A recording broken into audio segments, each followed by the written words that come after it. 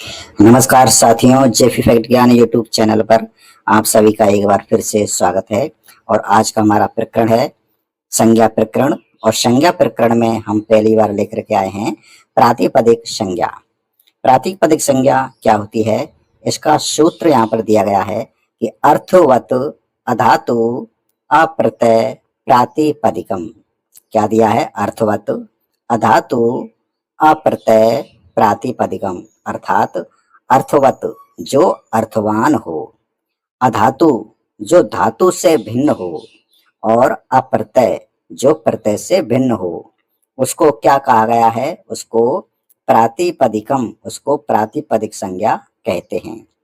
ये सूत्र है, ये नियम है प्रातिपदिक संज्ञा का।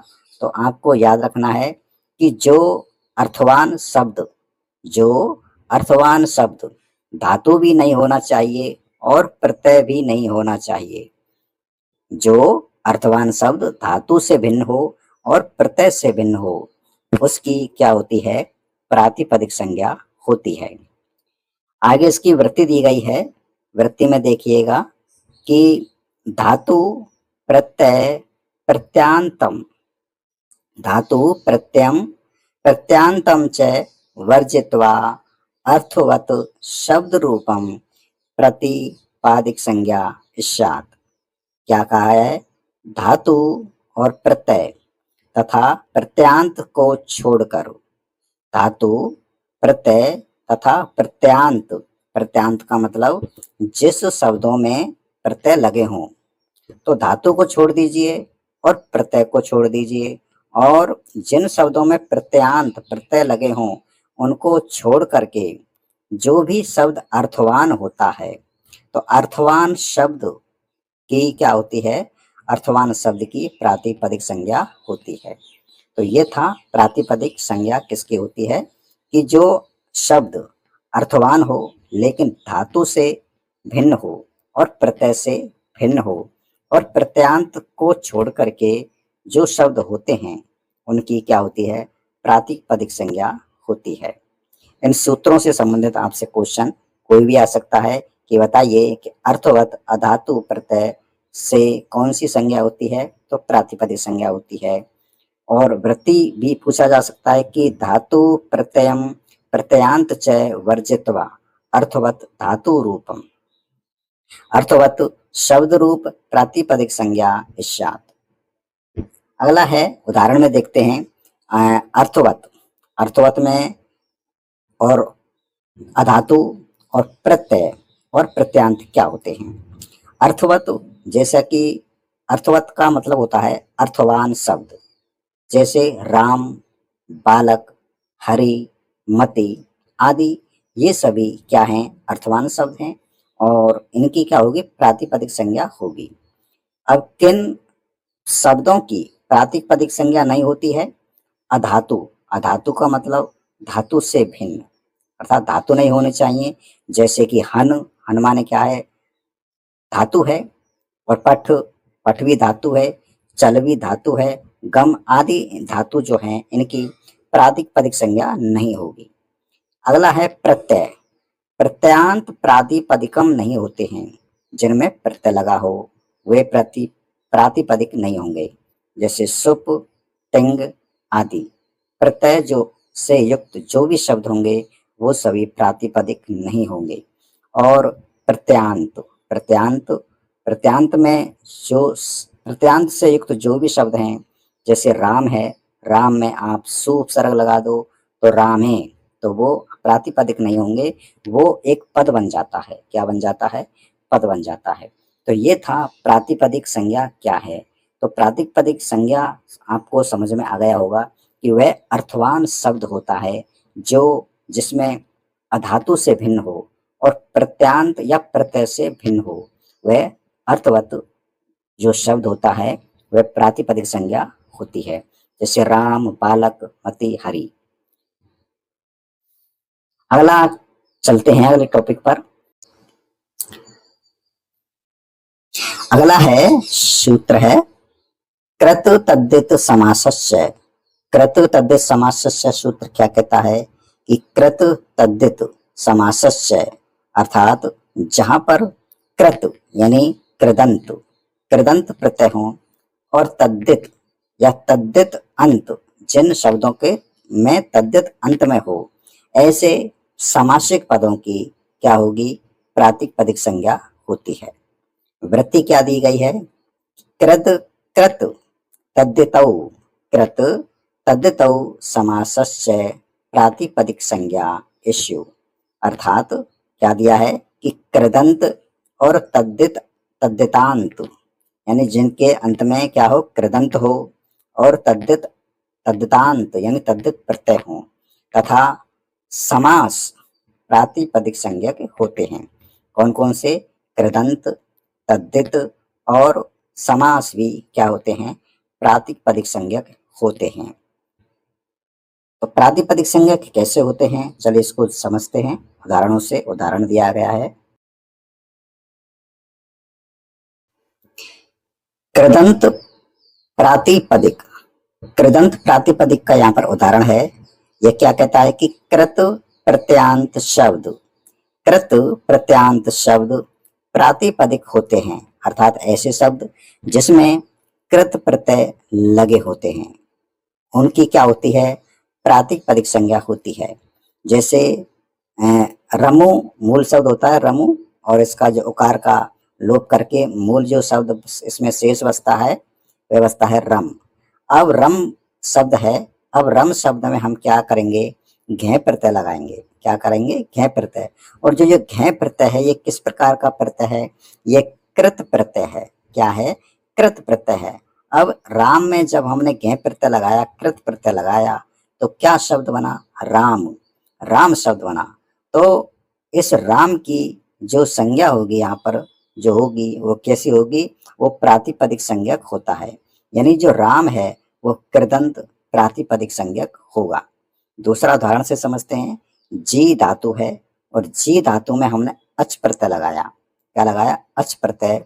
और अच प्रत्यय कैसा है आपका? ये कृत प्रत्यय है। और कृत प्रत्यय लगाने के बाद में इस जी प्लस अच प्रत्यय से कौन सा शब्द बना? जय शब्द बना। जय शब्द जो है ये शब्द बना, और ये जय जो शब्द है यह प्रातिपदिक संज्ञक है। कैसा प्रातिपदिक? कृदंत प्रातिपदिक संज्ञक है। दूसरा उदाहरण देखते हैं। जैसे क्रय धातु है और क्रय धातु में हमने त्रच प्रत्यय लगाया, तो क्या शब्द बनेगा? कर्तृ शब्द बनेगा। तो कर्तृ शब्द जो बना ये कैसा शब्द है? ये कृदंत प्रातिपदिक शब्द है। आगा और दूसरा उदाहरण है। जैसे कि क्रय प्लस णवल प्रत्यय, णवल प्रत्यय लगाएंगे तो कारक बना। तो कारक जो ये शब्द बना के तैयार हुआ है ये कैसा प्रत्यय है? ये आपका यहाँ पर कृदंत प्रातिपदिक शब्द है। कैसा शब्द है? कृदंत प्रातिपदिक शब्द है, यानी मूल शब्द क्या बना? कारक बना। क्रय प्लस णवल प्रत्यय से कारक, तो ये कृदंत प्रातिपदिक संज्ञक होंगे। तो ये आपके उदाहरण हैं जो कृदंत प्रातिपदिक संज्ञक हैं। इसके बाद में जो ये शब्द बने हैं इन शब्दों का जो उपयोग है वो क्या बनाने के लिए किया जाएगा वो हम आगे चर्चा करेंगे। तो ये था कृदंत प्रातिपदिक संज्ञक के कुछ उदाहरण। और देखते हैं अन्य उदाहरण। अगला है तद्धितांत प्रातिपदिक संज्ञक के कुछ उदाहरण। तो तद्धितांत प्रातिपदिक संज्ञक के उदाहरण देखते हैं। इसमें लिखा है कि तद्धित प्रत्ययों से बने शब्द प्रातिपदिक होते हैं। तद्धितांत प्रातिपदिक संज्ञक क्या कहता है कि तद्धित प्रत्ययों से जो बने शब्द हैं वो प्रातिपदिक होते हैं। जैसे मनु शब्द है और मनुष्य में हमने कौन सा प्रत्यय लगाते हैं? इसमें अश प्रत्यय लगाते हैं। क्या लगाते हैं? अश प्रत्यय। तो अश प्रत्यय जो यहाँ पर है ये कैसा प्रत्यय है? ये तद्धित प्रत्यय है। क्या है? तद्धित प्रत्यय। और मनु प्लस अश प्रत्यय जब इसमें लगाया तो क्या शब्द बना? मानव। क्या बना? मानव। तो जो मानव शब्द बना है ये कैसा प्रत्यय है? ये प्रातिपदिक शब्द है।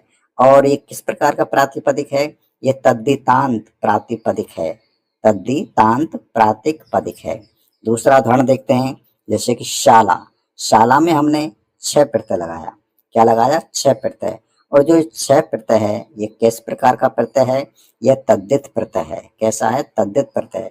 तो शाला प्लस छह लगाने पर क्या शब्द बना? शालीय शब्द बना। क्या बना? शालीय। तो शालीय जो शब्द है वो तद्धितांत प्रातिपदिक है। तो ये थे आपके तद्धितांत प्रातिपदिक संज्ञक के कुछ उदाहरण। अगला देखते हैं, आगे है समास प्रातिपदिक संज्ञक। समास प्रातिपदिक संज्ञक क्या होता है कि समास होने पर प्राप्त हुए शब्द प्रातिपदिक होते हैं। कैसे होते हैं? प्रातिपदिक होते हैं। जैसे उदाहरण में दिया है, कृष्ण च असौ सर्प है, कृष्ण च असौ सर्प है। अब हम इसका क्या करेंगे? अलौकिक समास विग्रह करेंगे। पहले कृष्ण कृष्णेषु सर्पेषु, कृष्णेषु सर्पेषु। अब जो शु शब्द आ रहे हैं इनका लोप कर देंगे। मूल शब्द क्या बचेंगे? कृष्ण और सर्प। इन दोनों को एक साथ लिख देंगे तो सामासिक पद क्या बना? कृष्ण सर्प है। क्या बना? कृष्ण सर्प है। तो जो कृष्ण सर्प जो शब्द बना है यह कैसा शब्द है? यह सामासिक प्रातिपदिक संज्ञक शब्द है। कैसा शब्द है? सामासिक प्रातिपदिक संज्ञक शब्द है। दूसरा उदाहरण देखते हैं, राज्य पुरुष है। राज्य पुरुष है एक समास है और अब हम इसका अलौकिक समास वगैरह करते हैं। राजन डस पुरुष सु। अब जो डस है और जो शु है ये प्रत्यय हैं, इनका क्या कर देते हैं? यहाँ पर लोप कर देते हैं और राजन के नकार का भी लोप हो जाता है। तो क्या शब्द बचेगा? राज पुरुष। तो राज पुरुष शब्द को एक साथ लिख देते हैं तो क्या शब्द बनेगा? राज पुरुष है। तो राज पुरुष है ये समास युक्त शब्द बना है। तो ये समास जो युक्त शब्द बना है ये कैसा शब्द है? ये समास प्रातिपदिक संज्ञक शब्द है। तो ये है हमारा सामासिक प्रातिपदिक संज्ञक। इन शब्दों को लेकर के क्वेश्चन आपसे पूछा जा सकता है कि निम्न में से सामासिक प्रातिपदिक संज्ञक कौन सा है? निम्न में से कृत प्रातिपदिक संज्ञक कौन सा है? निम्न में से तद्धित प्रातिपदिक संज्ञक कौन सा है या कौन सा नहीं है? तो ये आपको ध्यान रखना है। तो मैंने यहाँ पर आपको पूरी तरह से प्रातिपदिक संज्ञक कौन कौन से होते हैं और कौन कौन से शब्द नहीं होते हैं पूरी जानकारी आपको दे दी गई है। अब प्रश्न यहाँ पर यह उठता है कि प्रातिपदिक संज्ञक का प्रयोजन क्या है? आखिर हमने प्रातिपदिक संज्ञक शब्द क्यों बनाए हैं? इसके बारे में थोड़ी चर्चा कर लेते हैं। तो वो प्रातिपदिक जो संज्ञक बनाए हैं वो क्यों बनाए हैं? इसमें लिखा है कि सु औ जस आदि जो शुभ प्रत्यय होते हैं, इन शुभ प्रत्ययों को जोड़ करके पद बनाने के लिए हमको किन शब्दों की जरूरत होती है? पहले प्रातिपदिक संज्ञक शब्दों की जरूरत होती है। इसलिए हमको क्या है कि संस्कृत में क्या बताया है कि वो कोई भी पद तब बनेगा, कोई भी पद तब बनेगा यानी सु और जस जो प्रत्यय हैं इनको लगा करके क्या बनाना है? पद बनाना है। तो कोई भी पद तभी बनेगा जब पहले प्रातिपदिक क्या होगा? प्रातिपदिक संज्ञक शब्द होगा। जैसे उदाहरण दिया है राम, तो राम क्या है? यह प्रातिपदिक संज्ञक है। अभी ये पद नहीं है, ये कैसा है? प्रातिपदिक संज्ञक है। अब इसमें हम क्या करेंगे? सु लगा देंगे, सु प्रत्यय लगाएंगे। तो जो सु प्रत्यय लगाने पर जो शब्द बनेगा रामे, रामे पद बनेगा। तो ये रामे जो है ये क्या है? ये पद है। रामे क्या बना? अब ये पद है, अब ये प्रातिपदिक संज्ञक नहीं है। दूसरा उदाहरण देखते हैं, जैसे कि क्रय प्लस णवुल प्रत्यय। णवुल प्रत्यय में हमने लगाया था तो क्या शब्द बना था? कारक। तो जो कारक शब्द बना था ये कैसा शब्द बना? ये प्रातिपदिक है। अब इसमें हम क्या करेंगे? सु प्रत्यय लगाएंगे। पद बनाने के लिए क्या करेंगे? सु प्रत्यय लगाएंगे। तो क्या शब्द बना? कारक। पुरुषलिंग में, पुल्लिंग में क्या शब्द बना? कारक। तो कारक जो शब्द बना है, अब ये कारक जो है, कारक है विसर्ग युक्त जो कारक है ये प्रातिपदिक नहीं है। ये कैसा शब्द है? ये एक पद है। अब ये क्या बन गया? एक पद है। दूसरा उदाहरण देखते हैं, अगला तीसरा, क्रय प्लस त्रच। क्रय धातु है और त्रच प्रत्यय लगाते हैं तो क्या बनेगा? कृत बनेगा। क्या बनेगा? कृत्र। अब कृत्र का हम क्या करते हैं कि पद बनाते हैं। तो पद बनाने के लिए क्या करना पड़ेगा? सु और जस अम और शब्द जो ये 21 प्रत्यय हैं इनका हम क्या करते हैं? यूज करते हैं, उपयोग करते हैं। तो कृत में सु प्रत्यय लगाते हैं तो सु लगाने पर क्या शब्द बनेगा? कर्ता। पुल्लिंग का शब्द क्या बनेगा? कर्ता। तो इस तरह से ये आपका, अब ये कौन सा शब्द बना? ये आपका जो है पद बना, कर्ता, कर्ता क्या हुआ, पद। तो इस प्रातिपदिक संज्ञक का प्रयोजन क्या हुआ, प्रातिपदिक संज्ञक बनने का हमारा सीधा सा प्रयोजन यही रहा कि हमको क्या बनाना पड़ेगा, पद बनाने पड़ेंगे। यानी शब्दों के पद बनाने के लिए हमें पहले क्या करना पड़ेगा, प्रातिपदिक संज्ञक शब्दों का उपयोग करना पड़ेगा। तो प्रातिपदिक संज्ञक कब कब बनते हैं, ये हमने पहले नियम बता दिए हैं।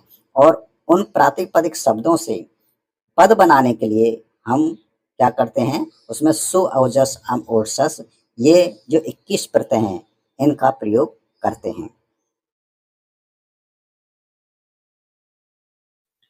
अगला टॉपिक देखते हैं, इसमें है सहिता संज्ञा। सहिता संज्ञा क्या है, इसके बारे में थोड़ा चर्चा करते हैं। सहिता संज्ञा जो है, इसमें इसका सूत्र है परय सन्निकर्ष सहिता। परय सन्निकर्ष सहिता, ये जो सूत्र है ये बताता है परय, परय क्या है, परय जो है ये संगी है, और संगी को क्या कहा जाता है, उद्देश्य कहा जाता है।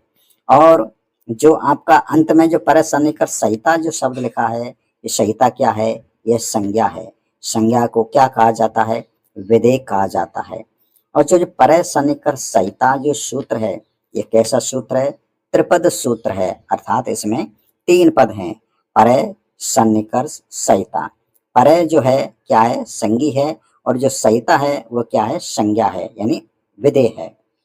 अब देखते हैं कि आखिर ये परय सन्निकर्ष सहिता क्या कहता है। परय का अर्थ होता है, परय का अर्थ है यहाँ पर अतिशयत, अतिशय यानी अत्यधिक। परय का अर्थ, परय का अर्थ क्या है, अत्यधिक। और सन्निकर्ष, सन्निकर्ष का अर्थ है समीप, तो समीप, तो जो अत्यधिक समीप हो उसकी क्या होती है, सहिता संज्ञा होती है।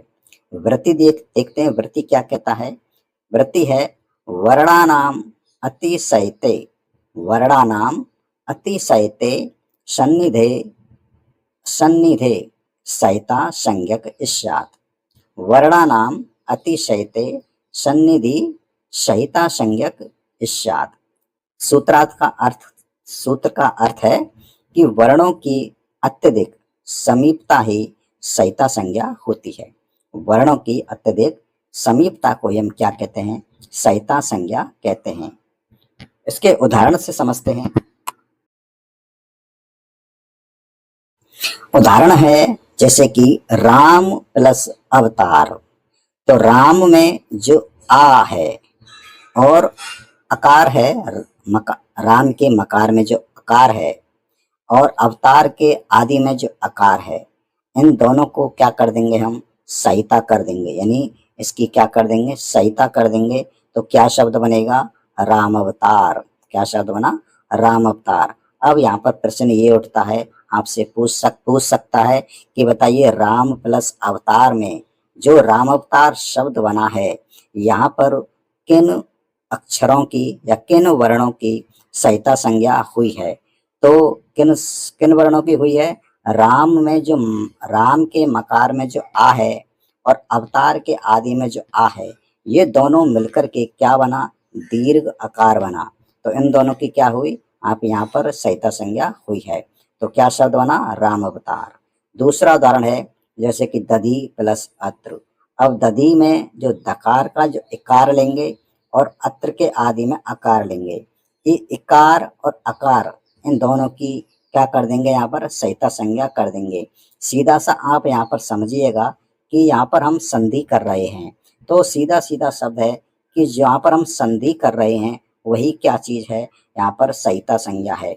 अब किन वर्णों की, किन अक्षरों की यहाँ पर संधि हो रही है, तो वही जो शब्द हैं वो क्या हैं, वही वर्ण, वही अक्षर जो हैं सहिता संज्ञक कहलाएंगे। जैसे कि दधी प्लस अत्र है, तो दधी में इकार है और अत्र है, दोनों की क्या हो रही है, यहाँ पर सहिता संज्ञा हो रही है। तो क्या शब्द बनेगा, दध्यत्र, दध्यत्र। अगला उदाहरण है जैसे सुधी प्लस उपास्य। सुधी में जो धा है, इकार लेंगे और उपास्य में, उपास्य के आदि में उकार है, इन दोनों की क्या कर देंगे, सहिता संज्ञा कर देंगे। सहिता का मतलब संधि कर देंगे। तो क्या शब्द बनेगा, शुद्धोपास।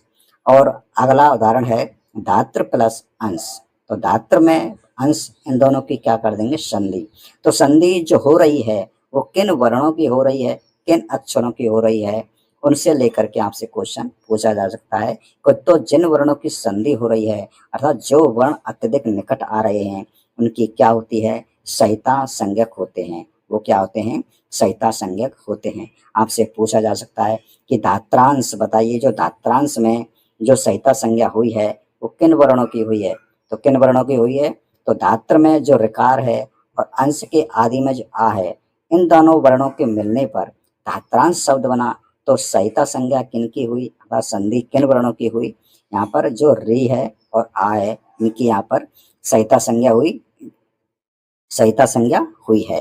तो ये है आपका सहिता संज्ञा के कुछ उदाहरण जो आपको यहाँ पर दिए गए हैं। आगे मैं स्पष्ट करता हूं कि सहिता का ही अन्य नाम क्या है, संधि है। सहिता का अन्य नाम ही क्या है, संधि है। यह सहिता यानी संधि कार्य 3 प्रसंगों में अनिवार्य होती है। कौन कौन से 3 प्रसंग है, सहिता एक पदे यानी सहिता एक पद में भी हो जाती है, नित्य धातु उपसर्गयो, नित्य धातु और उपसर्ग में भी हो जाती है, नित्य समासे वाक्य तु सा विवक्षाम। जो सहिता है वो 3 प्रसंगों में होती है। आपसे पूछा जा सकता है कि बताइए जो सहिता है वो कितने प्रसंगों में अनिवार्य रूप से होती है। तो 3 रूपों में होती है। कौन कौन से में, एक पद में, धातु उपसर्ग में, धातु और उपसर्ग में, समास में भी सहिता होती है और नित्य सहिता वाक्य, और वाक्य में जो सहिता होगी वो वक्ता के अनुसार होती है। तो ये आपने पढ़ा कि एक पद में भी सहिता होती है, धातु और उपसर्ग के साथ में भी सहिता हो जाती है और समास में भी सहिता हो जाती है, यानी समास में भी सहिता होती है। तो ये 3 तो नित्य हैं, 3 तो क्या है, अनिवार्य है, 3 जगह तो होना ही होना है। आपसे क्वेश्चन में पूछा जा सकता है कि बताइए निम्न में से सहिता संज्ञा नहीं होगी, एक पद में, धातु उपसर्ग में, समास में और चौथा ऑप्शन कोई भी दे देगा। तो इन तीनों में तो होती है, यानी एक पद में, धातु उपसर्ग में और समास में, तो यहाँ पर तो सहिता संज्ञा होती है और जो चौथा ऑप्शन है कोई भी दे सकता है तो वहाँ पर नहीं होगी। इसलिए यहाँ पर आपको ये याद रखना है कि सहिता संज्ञा जो होती है उसके 3 प्रसंगों में अनिवार्य होती है, एक पद में भी, धातु उपसर्ग में भी और समास में भी, और वाक्यों में भी होती है लेकिन वो वक्ता की इच्छा के अनुसार होता है। अब इसके उदाहरण देखते हैं कि एक पद में कैसे होती है। जैसे कि जे प्लस ए, जे धातु है और इसमें ए हमने क्या लगाया, यहाँ पर जो है प्रत्यय लगाते हैं और ये क्या शब्द बना, जय। तो ये हम जय नहीं लिखेंगे जबकि क्या शब्द लिखेंगे, जय, यानी संधि युक्त पद बनाएंगे जय। तो यहाँ पर जो सहिता संज्ञा हुई है वो किसकी हुई है, ए और आ वर्णों की हुई है। जो यहाँ पर दीर्घ ए लिखा है ये दीर्घ ए नहीं है, ये इसको आप ह्रस्व, ये गलती से लिख गया है यहाँ पर, तो ये ह्रस्व है। अगला है भो प्लस अति, भो प्लस अति। अब इसकी हम सहिता करते हैं, तो एक पद है भो और अति, तो इसका भी हम क्या करते हैं, भवती। जब भो प्लस अति को हम सहिता करेंगे, संधि करेंगे तो क्या शब्द बनेगा, भवती बनेगा। तो भवती भी क्या है, एक पद है, तो एक पद में भी सहिता हो रही है। पौ प्लस अक, पौ प्लस अक, पौ प्लस अक, इनको मिलाने, इनकी सहायता करने पर, इन शब्दों की संधि करने पर क्या शब्द बना, पावक। क्या बना, पावक। तो पावक जो है वो कैसा पद है, वो भी एक पद है, तो एक पद में भी सहिता संज्ञा हो रही है।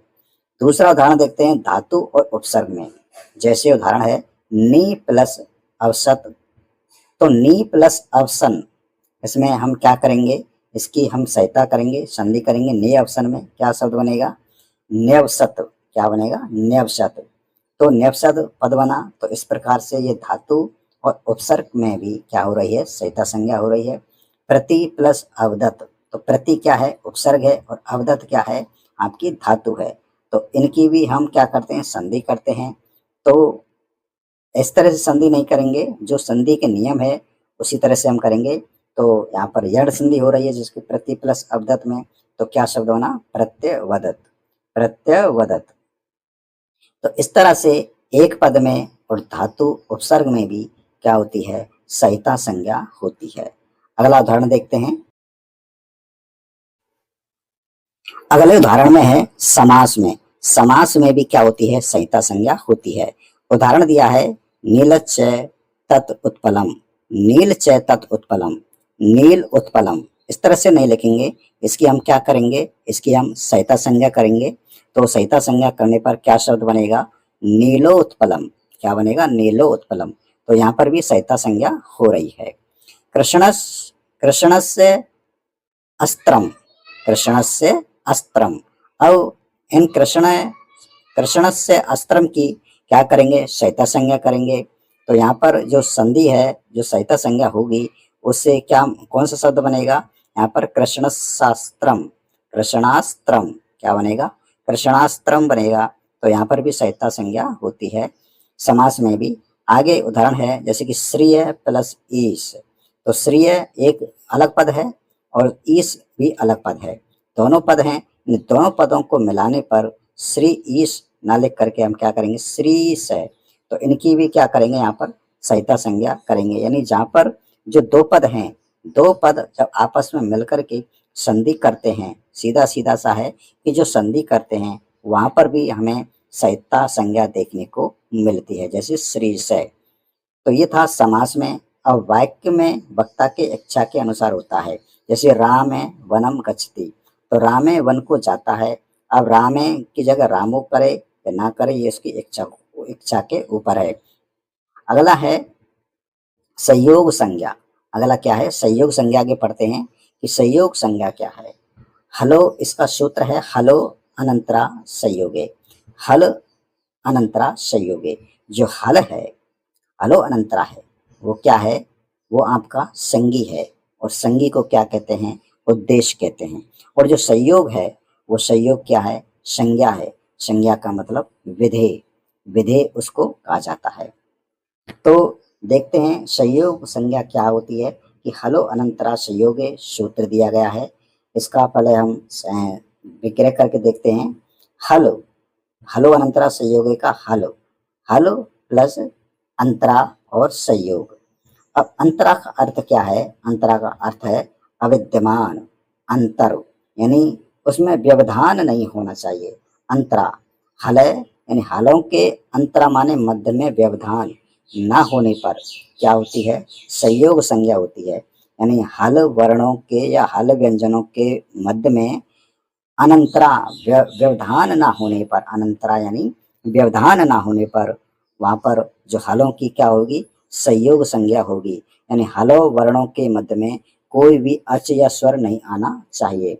वृत्ति में देखते हैं, वृत्ति में क्या है, वृत्ति में है कि अच भी व्यवहिता, अच भी अव्यवहिता हल संयोग संज्ञा इश्यू।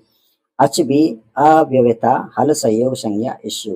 क्या दिया है कि स्वरों के व्यवधान से, स्वरों के व्यवधान से हल वर्ण, व्यवधान से क्या है कि स्वरों के व्यवधान से हल वर्ण संयोग संज्ञक होते हैं।